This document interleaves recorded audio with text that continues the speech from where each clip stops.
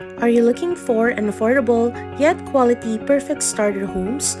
If yes, then watch this. So we have two model houses. We have pewter and amber.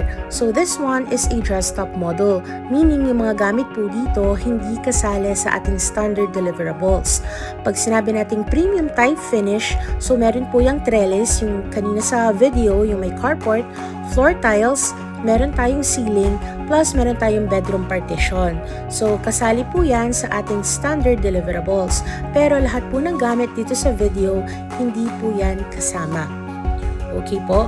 So, classic finish type naman, on the other hand, wala po yung trellis, no floor tiles, no ceiling, and no bedroom partition. So, this one in this video is an actual turnover unit. Pag classic finish type ang binili po ninyo. So, ganyan po yung itsura niya. Livable naman na siya.